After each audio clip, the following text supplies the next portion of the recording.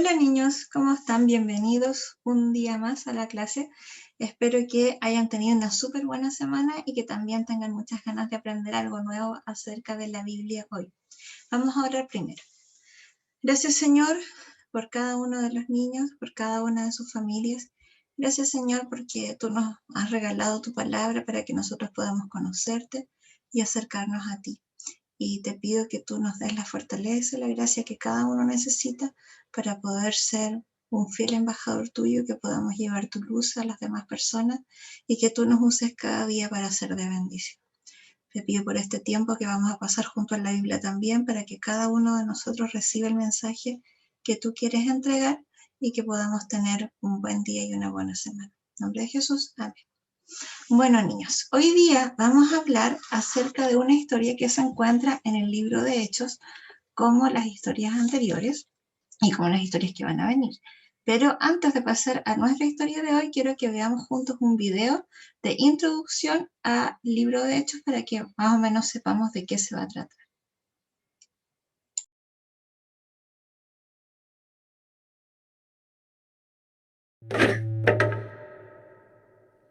Uno de los primeros registros acerca de Jesús de Nazaret, su vida, muerte y resurrección, fue escrito por un hombre llamado Lucas.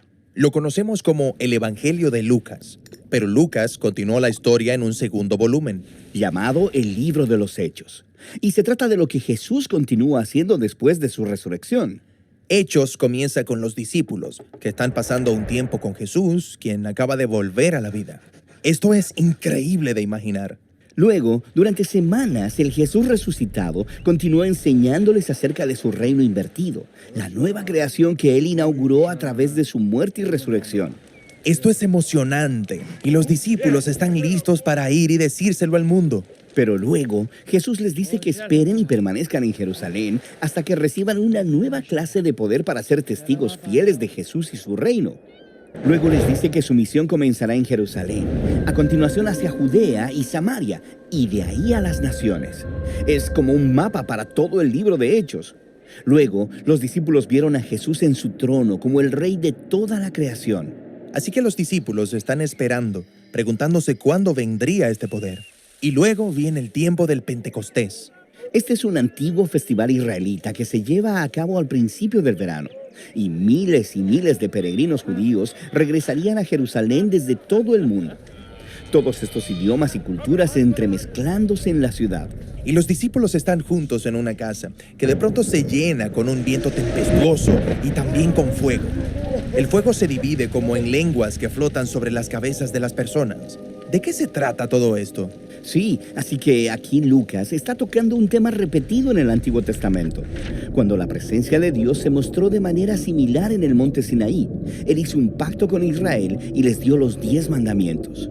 Después, cuando la gloria de Dios vino en una columna de fuego, llenó el tabernáculo cuando Él vino a morar entre ellos. Esa era solo una columna de fuego, no muchas. Exactamente. Lucas está resaltando aquí un punto importante. Esta es la presencia personal de Dios que vino al templo, Espíritu de Dios que fue predicho por los profetas de Israel, y ahora vino a hacer morada en el cuerpo de Jesús, su nuevo templo. Eso es su pueblo. Ellos se han convertido en pequeños templos móviles donde Dios ahora mora. Y ellos empiezan a contar historias acerca de Jesús, pero están hablando en idiomas que nunca habían conocido. Y sin embargo, todos los visitantes pueden entenderlos. ¿De qué se trata todo esto? Bueno, Pedro se levanta a explicar que esto es el cumplimiento de las esperanzas de Israel, basadas en las Escrituras. El plan de Dios fue siempre utilizar a la familia unificada de Abraham para traer justicia y paz al mundo. Pero las tribus de Israel habían sido esparcidas por el exilio.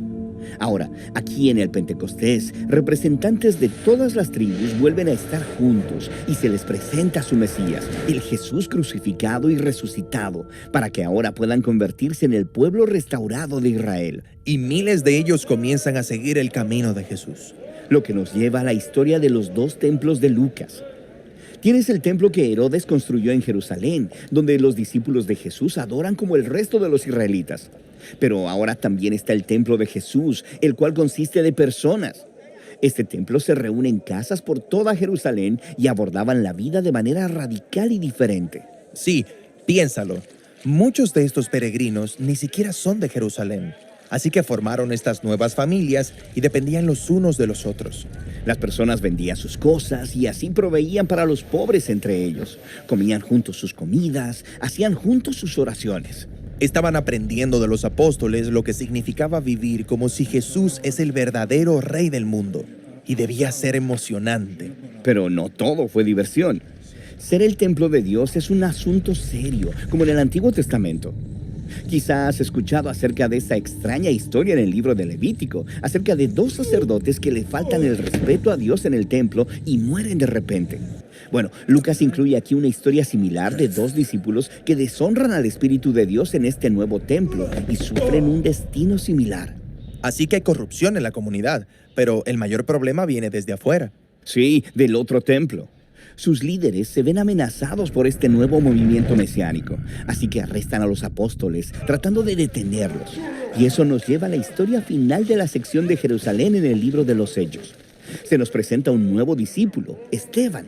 Oh, sí, Esteban. Es una llama encendida. Él se levanta como líder de entre los discípulos para servir a los pobres y también iba al templo para enseñar a la gente sobre el camino de Jesús. Así que los líderes del templo arrestaron a Esteban y encontraron testigos falsos para acusarlo de deshonrar a Moisés y de ser un terrorista quien estaba amenazando al templo.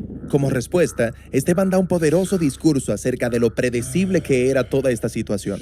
Sí, y él recuenta toda la historia del Antiguo Testamento, resaltando a personajes como José, Moisés y los profetas, quienes fueron constantemente rechazados y perseguidos por su propio pueblo. Israel se ha estado resistiendo a los representantes de Dios durante siglos, así que su rechazo de Jesús y ahora de sus seguidores es un rechazo a Dios mismo. Ellos se enojan y empiezan a ejecutarlo, tomando rocas y golpeándolo hasta morir. Y mientras está muriendo, él se compromete de la misma manera que Jesús a sufrir por el pecado de otros. Hasta clama en voz alta: Señor, no les tomes en cuenta este pecado. Eso es básicamente lo mismo que Jesús dijo en su muerte. Exactamente. Esteban se convierte en el primer mártir del movimiento de Jesús y vendrían muchos más. Pero esta persecución contiene semillas de esperanza, por lo que Lucas nos presenta aquí a un nuevo personaje, un líder religioso llamado Saulo.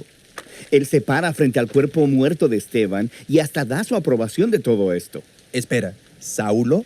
¿Te refieres al hombre que se convirtió en el apóstol Pablo? Sí, Lucas está mostrando cómo ni siquiera este trágico asesinato puede detener el reino de Jesús. Y así, muchos discípulos perseguidos se esparcen desde Jerusalén, tal como Jesús dijo, hacia Judea y Samaria. Ahora, la historia de lo que sucede allá es la siguiente sección del libro de los Hechos.